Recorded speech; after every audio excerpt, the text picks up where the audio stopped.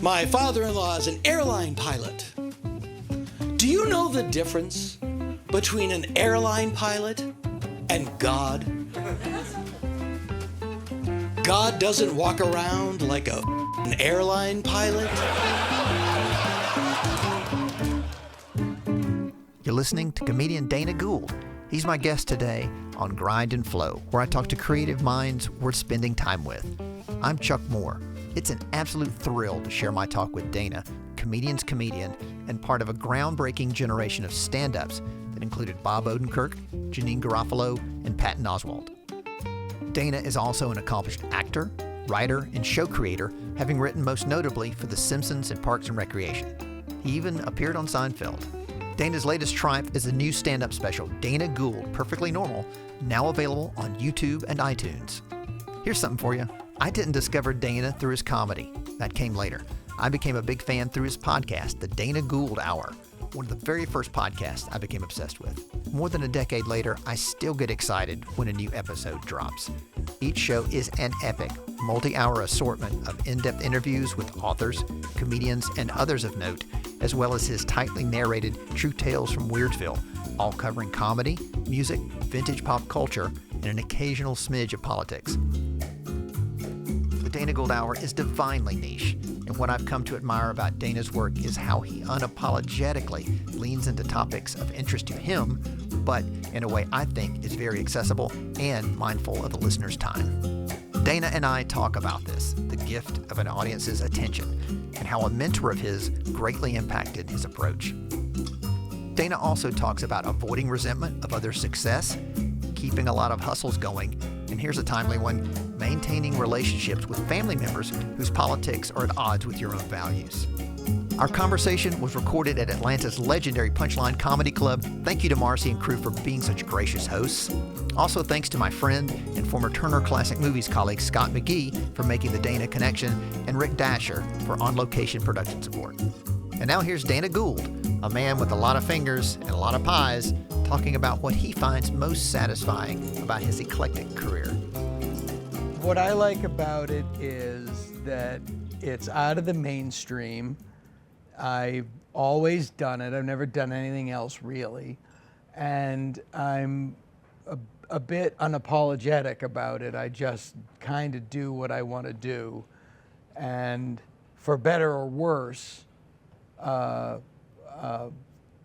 kind of follow my internal creative voice, and people like it. I absolutely could be a lot more rich, famous, and successful, and I know what I would have to do it, and I choose not to. Did it take you a while? You seem very fulfilled. Did it take you a while to get to that state? Oh, forever. Right. Forever. Yeah.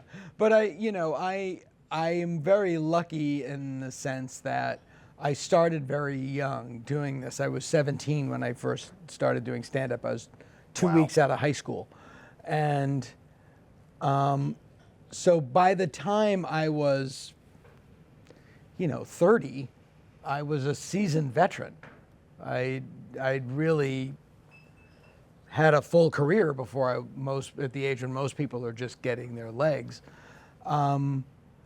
And so I had a good perspective about it, and I've learned over, later, this is the example that I always tell you of something that I'm very lucky to have experienced. I've told this story a lot. In 1993, I was a very up-and-coming hot comic in LA. I was in LA, I was new, and I was good, and I was telegenic enough, so I was one of the people that everybody had their eye on. And me and two other guys were flown to Chicago to audition for Saturday Night Live. Like, they're putting new people in the cast. It's just you and these two guys. That's the golden ring. Right, yeah, that's it. That's crossing the finish line. I went on first and just decimated the room. It was just one of those sets where everything lines up perfectly, and it was just, second guy did well, not as well. Third guy kind of screwed around, didn't even try really. And we're all flying back together the next day, and we all think I have it. It's unspoken, but we all think I have it, including me. And I'm looking at these two other poor saps thinking, Adam Sandler, Chris Rock, you'll get your moment. Right now, it's all about me. Yeah, and they got it and I didn't. But because I didn't get it, I was able to stay in this relationship that I just started. Right. We ended up getting married. We have 3 amazing kids. You know, so it's Right. like that was a good trade for me. Absolutely. You know, and I look back on that. At the time, it was really not devastating. It was very disappointing. Right. But it was it was one of those things like, well, I know why they got it, and I know why I didn't. Right. And it was exactly what I just said. I was finished in terms of developing as a performer. I knew everything I was doing. I was very skilled and sharp, which is not to say that they weren't, but I think that they saw in those guys people they could shape and form more. Right. And I was a little too along the way. And I also think it's just something unspoken that you get a sense of. The star quality that Yeah, which I don't have, which is fine. some people would beg to differ. Yeah, but it's just like I don't have an ego about it. I'm just like, I absolutely work at a level that I like and I'm comfortable with, and but Adam Sandler, and he's like, if he's on camera, you look at Adam Sandler. It doesn't matter what's happening. Right. So how do you stay fresh? How do you stay curious? How do you keep learning? How do you keep developing? The best quote about a creative life is in On Writing, the Stephen King book, where he says that, yeah, it is. And he says, your life is not a support system for your art. Your art is a support system for your life. And you have to have a life, or you'll never create anything. You have to have outside interests. You have to have, family and things like that. And so as long as, like when I was on The Simpsons, people say, well, how do you keep coming up with new stuff? Well, because writers write what they're living. And as long as a person is living, they're going to experience something that they can bring to the show. My favorite episode that I wrote is called Goo Goo Gai Pan, and it's when they go to China to adopt a baby for Marge's sister. Well, I didn't make that up. I did it. Right. I went to China and adopted a baby. So I was like, well, I'll write an episode about this, and it was really good. It was a really good episode, and I'm very proud of it. And that's what it is. As long as you continue to live your life and to stay involved in the world, then you can keep feeding your sort of creative stuff. And I just finished a special that's out now called Perfectly Normal on iTunes and YouTube. My dad was a bartender when I was a kid. Very serious man, unless he was drinking. And then he was hilarious. So I grew up with a dad who was really, really funny all the time.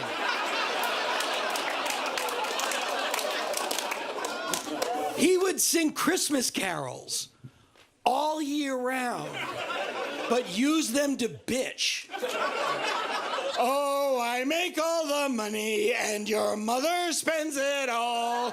So I hope you want to be homeless because we're going to lose the house. Oh, your grandma's sick and she isn't going to make it, and you better not cry because I don't like people's feelings. I'm starting to put together a new hour, and this won't surprise you, but I'm not very conservative politically. And so I, like a lot of people, was venting online, and I was on Facebook, which I haven't been on in years, and just noticing how we're driven into aggression by machines. my feed is filled with right-wing gobbledygook because I post a lot of left-wing gobbledygook. So they feed me stuff that's not people. Proud conservative mom is not a person. It's just a bot.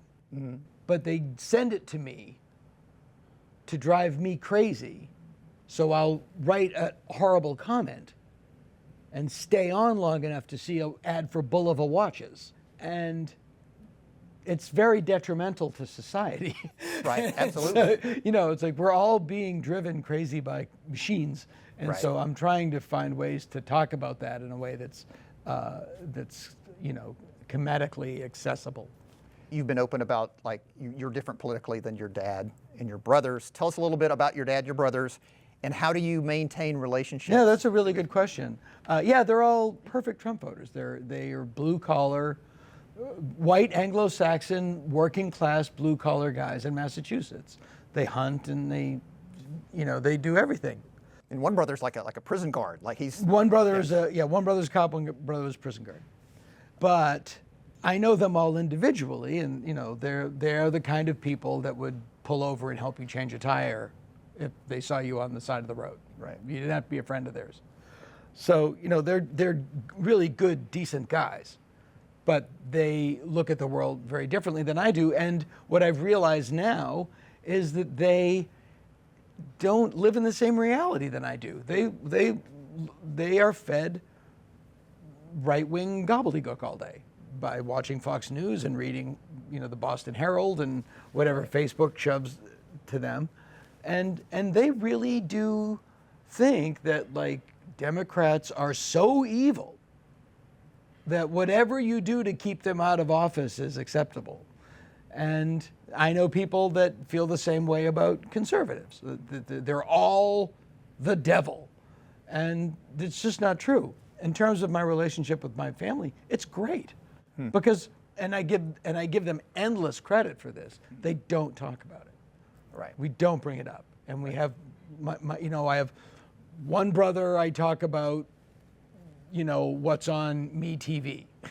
You know, one brother I talk about, Helen Crump was on Bonanza. Like that's one conversation. That's a big deal for me. That is a big deal. Yeah, you know. And then the other one is music. But you know, we talk about, you know, the music that we like, and it's fine. And so that's when I do, and I don't get specific about politics at all because there are people that do it better than I do. And George Carlin used to call it layups.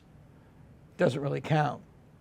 But I'll talk about people that I know that have an idea politically, and you personalize it. Right. So somebody that might agree with that, well, he's not saying I'm a jerk. He's talking about his cousin. He's talking about his brother. He's talking about his uncle. Because if you know, I don't believe in chasing people out of the club with a stick if they don't agree with me. You mentioned a lot of a mentor of yours or a friend, Kevin Rooney. Yeah, Kevin. What was some advice he gave you early on? You mentioned that as a benchmark. Yeah, no, it was. It was a milestone. I was an angry young man. That was when I came out, and I was a good comedian, and I was skilled. I put it this way. I'm going to paraphrase something Tony Asher said about Brian Wilson. I was a professional comedian and an amateur human being. And if the crowd wasn't with me, I would attack because I was insecure. Right. And I was a young man when I tell you this. I was 22 or 23. And I was featuring for Kevin at the Improv in Dallas. And I just met him. I didn't know him. He was a big headliner. He was on The Tonight Show all the time, and he was very, very, very, very well respected. And he took a liking to me. And there's, you know, we're both Irish Catholics from Massachusetts. We had a lot in common. And he watched me one night, and he said, after the show, he gave me 2 pieces of advice, and I was a better comedian the next night. He said, you know, the audience wants to like you. They're waiting to see if you like them. And if they sense that you don't like them, they're not going to like you. Wow. And that was just like when you get your glasses, like better, worse, better, worse, better. It was just like, oh, I got it. Thank you. And then the second piece of advice was, it's a show. It's a show. These people, a lot of them hired a babysitter. Right. They went out, paid for parking, paid for dinner, paid to get in, a lot of money. Right. And it's your responsibility to make sure that they have a good time. That's your job. It's a show. And that served me really well, especially later when I became a part of this alt comedy scene in Los Angeles that me and my friends kind of came up with. Janine Garofalo, Kathy Griffin, Margaret Cho, me, David Cross, Bob Odenkirk, and all those people. We were a social group, and we one night I was at this was at the point in the early 90s when stand-up comedy had really fallen out of favor. The 80s boom was over, and you might recall that stand-up comedians were made fun of on Saturday Night Live. They had those three guys with Tom Hanks. Here she comes, and there she goes. Like, it was, comedians were an object of ridicule because the 80s suit jacket with the sleeves pulled up to the elbows against the brick wall had been really done to death. And Janine and I were at an Elvis Costello concert at the Universal Amphitheater, which is now Hogwarts at the Universal Studios. But I remember looking around at the audience, and it was all of our peers and people our age. And I was saying, like, none of these people go to comedy clubs. We never see any of these people in comedy clubs. They were driven out. It's everybody that comes is on a tour bus, And so we went to find where our audience was. And we did a show at this place called Big and Tall Books, which was a bookstore that had a coffee place. It was so quintessentially 1991. It really was. It was the 1991 equivalent of the Haight-Ashbury in 1967. And we started doing shows there. And the thing of the show was you couldn't do material that you have patented down. This is about being, because you couldn't, the improv was there they call it the improv. But you go there and try out new material. But you can't try out new material there because you never know who's going to be in the audience. Right. The Tonight Show might be in the audience, Letterman might be in the audience, and new material often doesn't work. Right. Which is one of the great things about comedy is that even me, and I've been doing it forever, I still don't know ahead of time if something is going to work or not. Right. You're vulnerable, and it's very dangerous. It's just exciting that you don't know if it's going to work. Like, I have a joke that I think, well, this checks every box, this will kill. Nothing. And then something else that you didn't think was funny gets the giant laugh. It's utterly random, which is great. So it was really tricky, so we wanted a place to bomb if we had to. So we did these shows, we charged like $5. And it's like, you're not going to bitch to me for $5. And we started doing these shows, and they became very popular. They became the thing in LA. But I was the only member of that group that had that advice from Kevin Rooney, that it's still a show. Right. They're $5. They're here. It's still a show. And I would always make sure what I did was not completely masturbatorial. And it paid off. It took a while, but I got The Simpsons out of that. Tell us what you did with The Simpsons. You had a unique role from what I've heard you talk about time on The Simpsons. What did you do? Well, I wasn't the first person to have that happen. I was these shows that I talk about morphed into a show. We moved venues, and the show was called Uncabaret. And it was every Sunday night at this club in West Hollywood called Luna Park, and it was the thing, for 1 year, for 1994, we were the shit. We were, Quentin Tarantino came to our shows.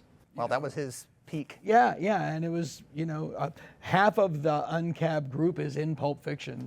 They're all, Kathy's in it. And, yeah, we were cool for a bit of time. And one of the writers from The Simpsons used to go every week, and he became a fan of mine. And then a couple years later, they were looking for somebody to just punch up jokes. Like, we just want a really solid joke guy.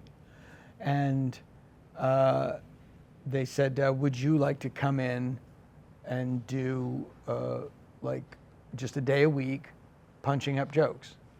And I was like, yeah, but at the time I was still going on the road, and I was like, well, I can, but it has to be Monday or Tuesday, because usually on Wednesday I go on the road. I'm a giant star. And they said, great. And then, Holy cow. yeah. So I went in on Tuesdays for, I think, like 2 to 4 months, 4 to 6 months.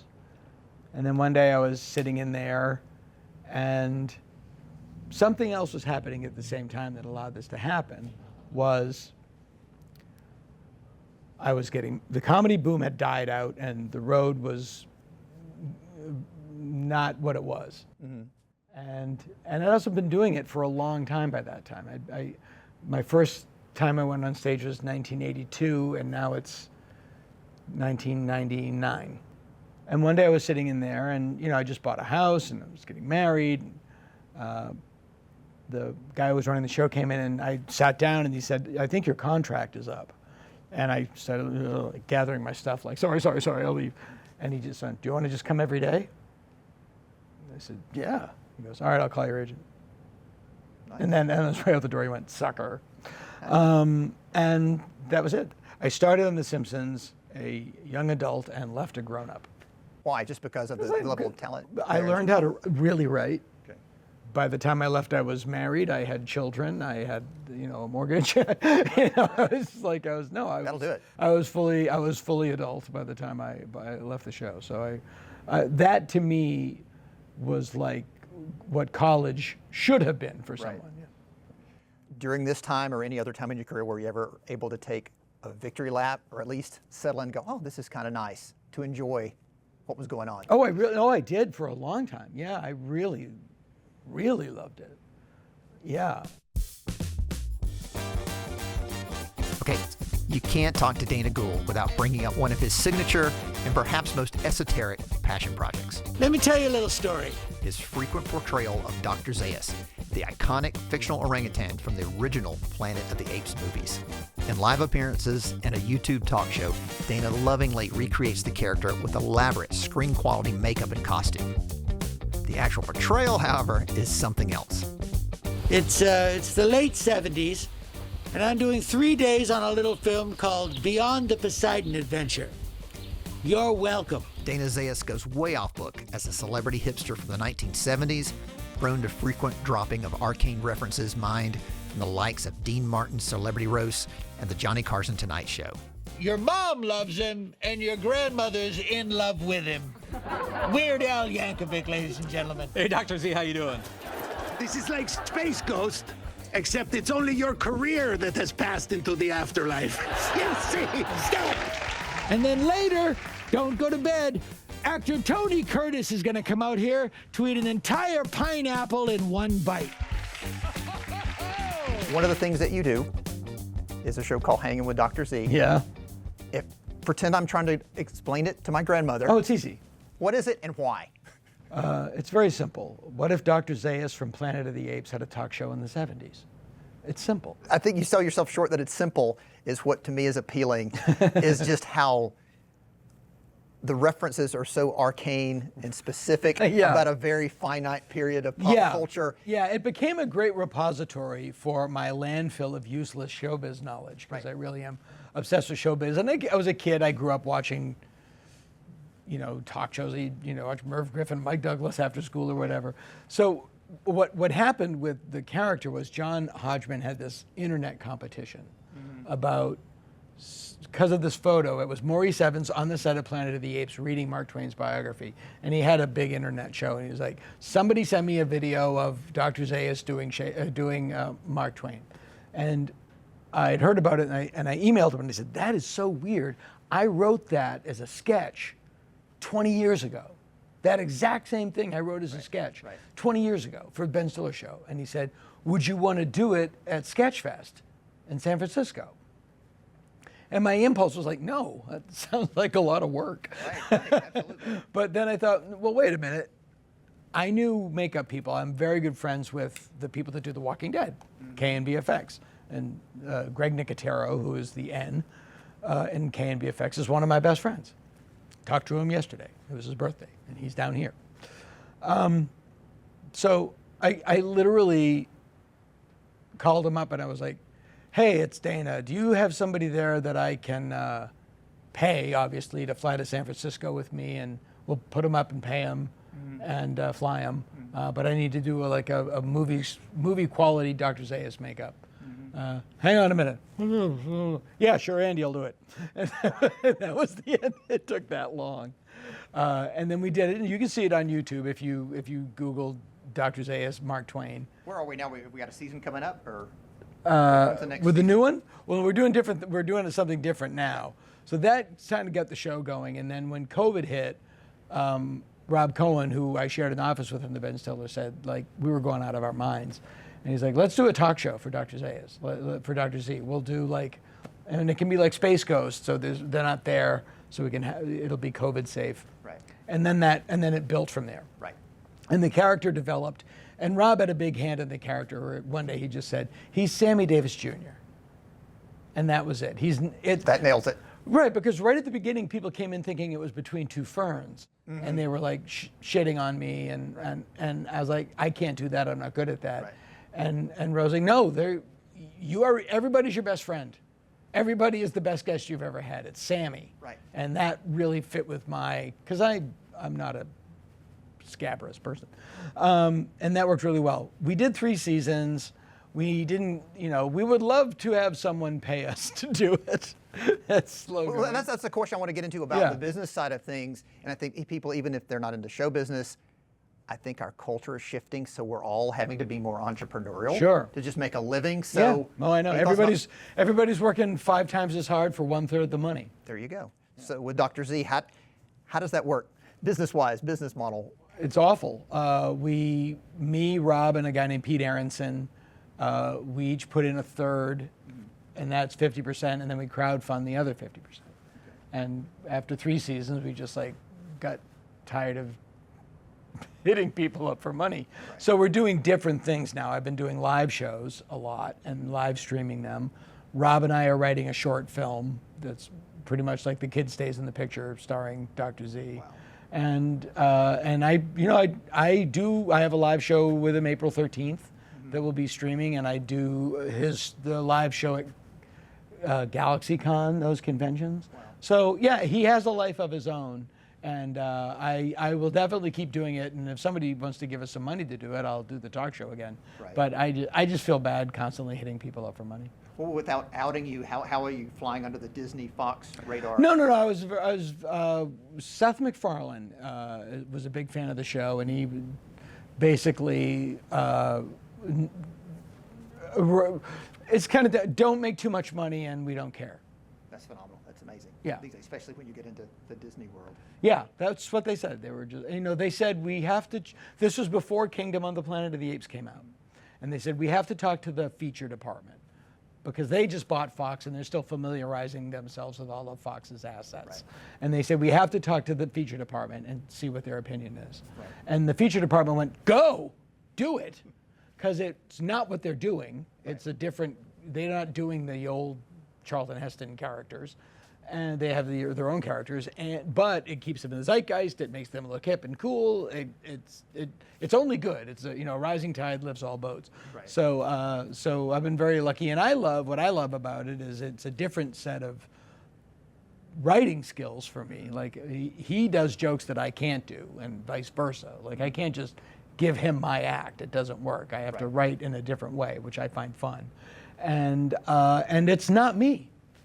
It's its own thing in its own world.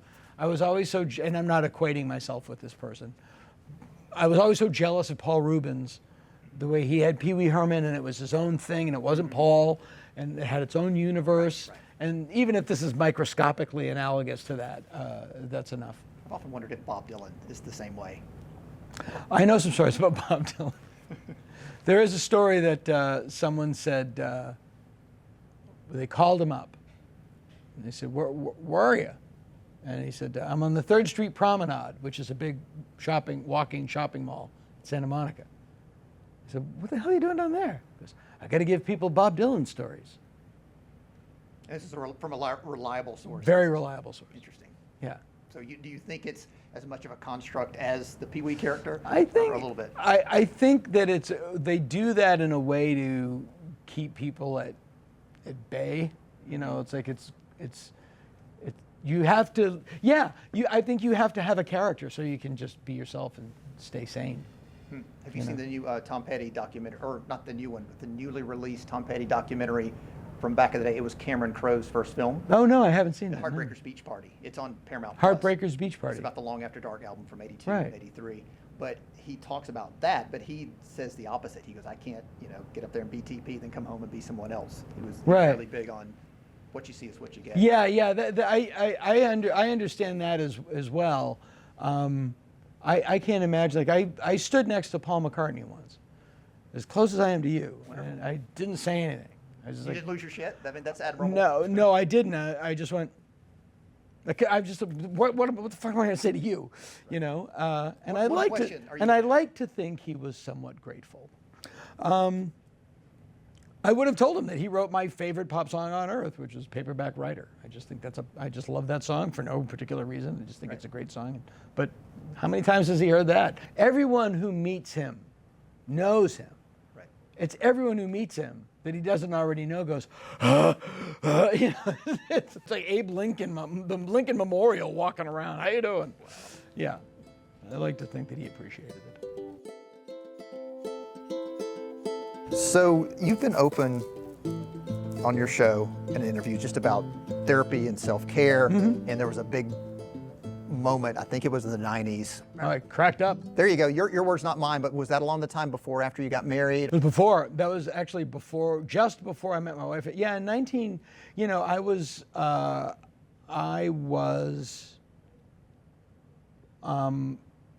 didn't have a lot of supervision as a kid. I was the 5th of 6. Everybody was a drinker. And it was basically, if you're not on fire, you're good. Right. So when I went out into the world, I had 0 social skills and no sense of self-care or anything. And I learned by making every possible mistake twice. Except like addiction and things like that. I never drank or anything like that. Because I knew I wouldn't do well. But I was a workaholic, as Homer Simpson would say. I was addicted to workahol. I worked myself to the point of I was beyond emotionally exhausted. Was it anxiety to make a living, or anxiety just you needed the attention?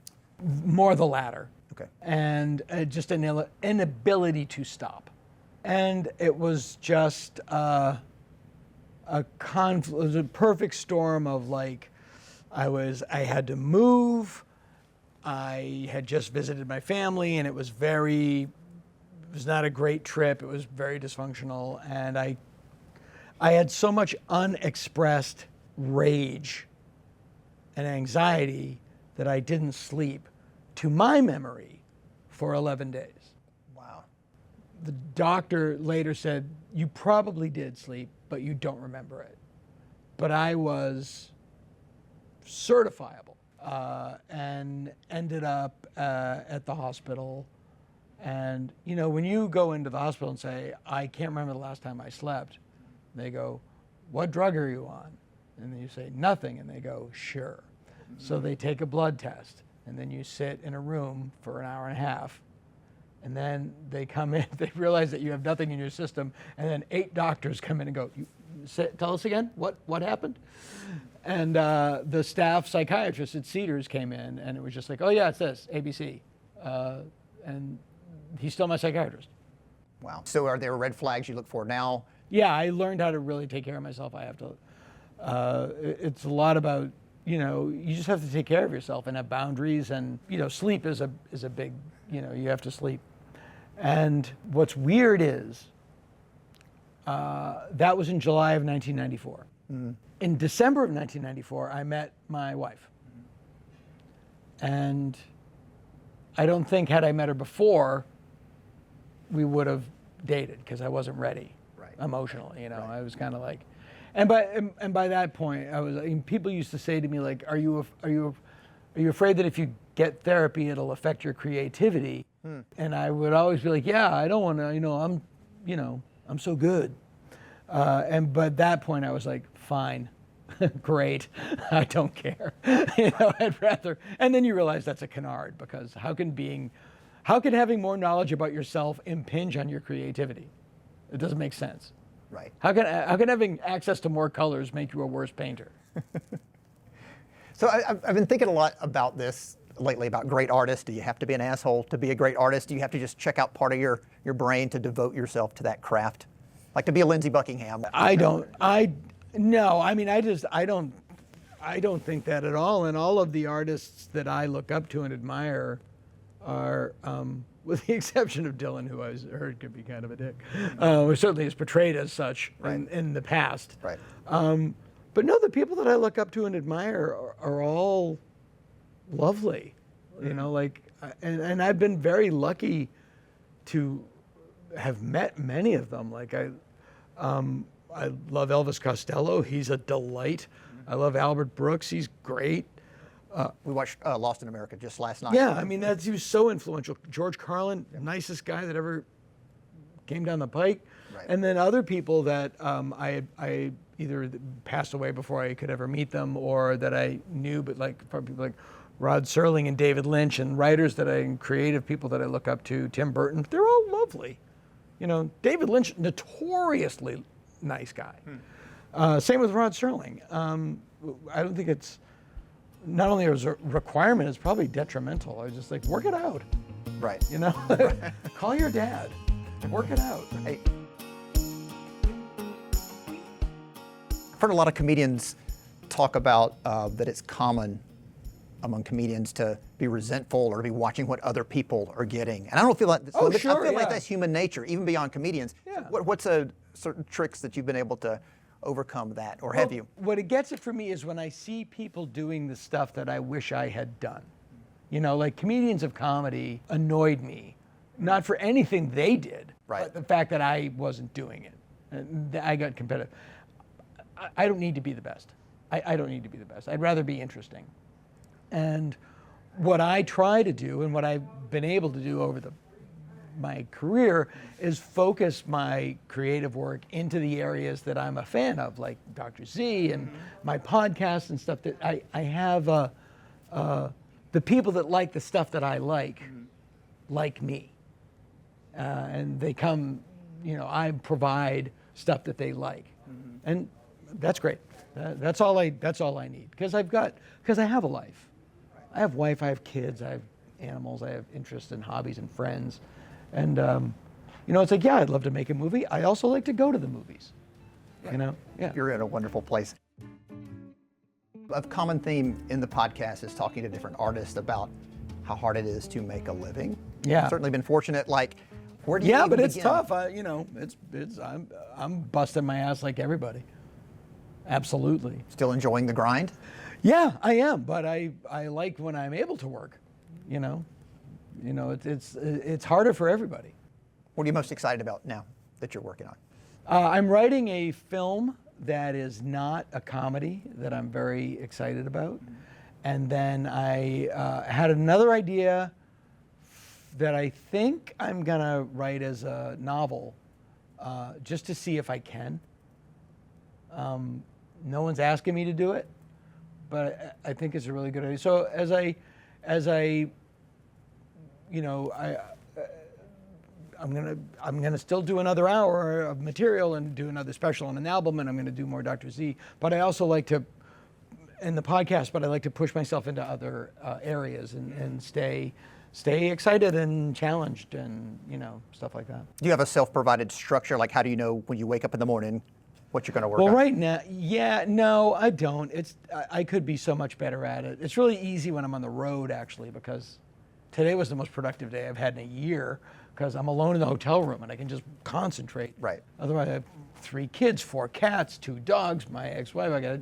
My youngest doesn't have her driver's license. I got to drive her to school, pick her up, bring her to ballet. And you're working in like, well, I have 45 minutes here, and I have an hour here, and then I have 3 minutes here, and then when I'm finally done at the end of the day and I could focus, well, no, my wife has a husband. She should spend some time with that person. I could get a lot more done if I focused on just one thing, but I've never been able to do that. I couldn't let Dana go without having him recount a story he's often shared on his podcast. It's about the resentment he carried for years over a perceived slight from a legendary producer for David Letterman. My takeaway from this tale is to be wary of the stories we tell ourselves and how they can often lead to a buildup of misplaced rage. Okay, so a grudge you held involving the Letterman show. Yeah. Okay. Yeah, this is a great story. I'm not the hero. So yeah, when I was coming up starting out in the 80s, in the mid to late 80s, getting on Letterman for stand-up comedians was the gold ring. It wasn't even SNL. It was like that was in space. If you get on Letterman, that was like you're dubbed by the king. You are a knight. Go forth. And I auditioned, and they knew me, and I heard they liked me, and my friends were getting it, and I never got the date. I never could do it. And I was just like, and the producer's name was Robert Morton, if you remember the original Letterman, the guy, Morty, what are you doing there? And I was just like, I don't know what it is. That guy doesn't like me.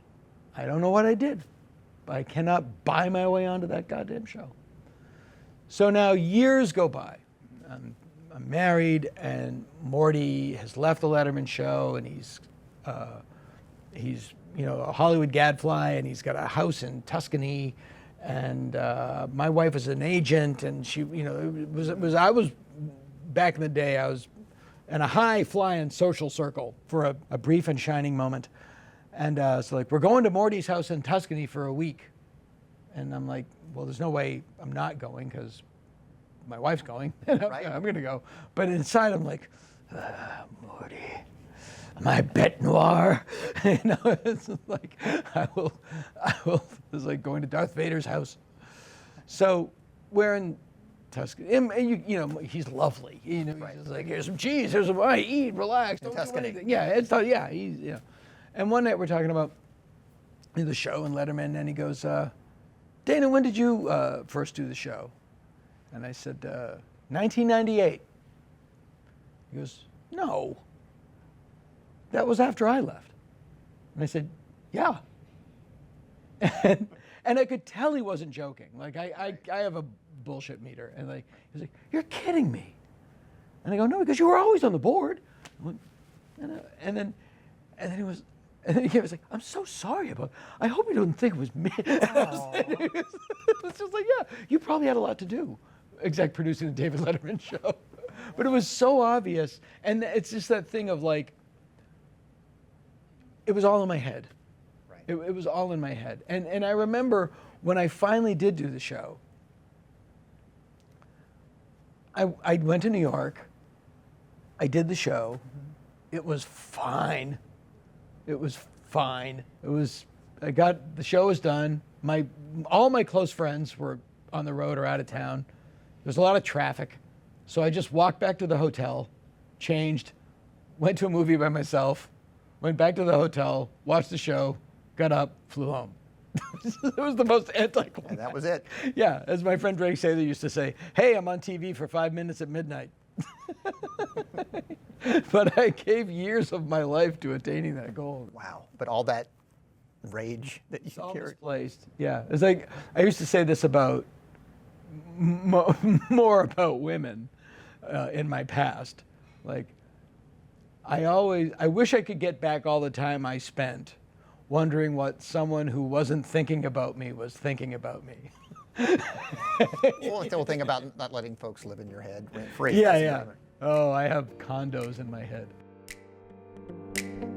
Hey, we're going to wrap things up with Dana here in a second, where he talks about his podcast, The Dana Gould Hour, plus the life and work inspiration he takes from the late, great David Lynch. But first, a wee bit of business. Thank you so much for listening. Please take a moment to follow Grind and Flow on your favorite podcast app, also Instagram, and subscribe to us on YouTube. Now here's Dana Gould to take us home. See y'all next time. You've got a great quote about the podcast where it went from being a labor of love to a labor of labor. That's very true. You don't remember that quote? That's a great quote. No, but now that you say it, I remember it. Yeah. Tell us about your podcast. Yeah. When I first started, And how frequently you do it. You do it very regularly. I do it one a month. I do one every 5 or 6 weeks. When Mark Maron's podcast became popular, when it kind of broke, people would go, "When are you doing a podcast? Why don't you do a podcast? You should do a podcast like Maron's." I was like, "Well, that's why I'm not doing one, because he's doing it. I don't want to do something like his."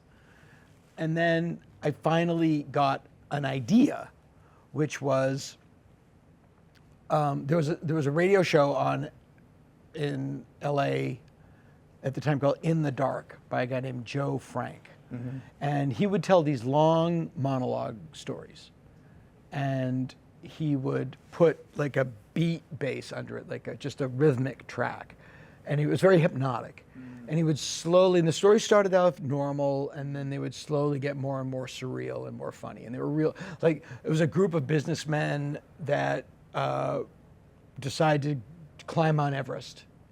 And then they get into an argument, and they break off into separate groups. And then one group opens a small gift shop halfway up the mountain. It would slowly. And I thought, well, what if I did that with a conversation? What if I took a conversation and then it would take pauses and the music would come in. I took a conversation, they broke it up and put music under it. And it would be like auditing different conversations at a party. And then it evolved into something. But what it evolved into is every month I have a podcast with 2 hour-long interviews cut into roughly 6-10-minute segments. And in the middle of it, a 20 to 25-minute piece that's just a deep dive into something I'm interested in. It is the most labor-intensive, Herculean thing I could possibly do, and I am in my 14th year of doing it.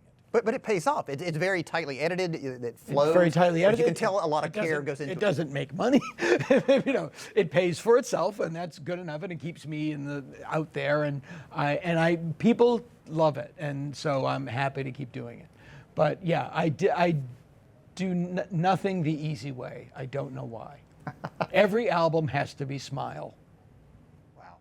There's a quote, "Perfection is the enemy of great." Do you get in that trap that striving for perfection will keep you from doing something really, really wonderful? I've never hit it, so I think, yeah. I personally have been really grieving David Lynch's passing. I didn't know him. I met him a couple times, but he was, what he symbolized meant a lot to me. What he symbolized. Which was? He was I'm not an artist, I'm a creative person. He was an artist, and he was dedicated to his life, and he was weird. He was always weird, and especially with having him passing right after the political climate, it's important to be weird and iconoclastic and unapologetically so.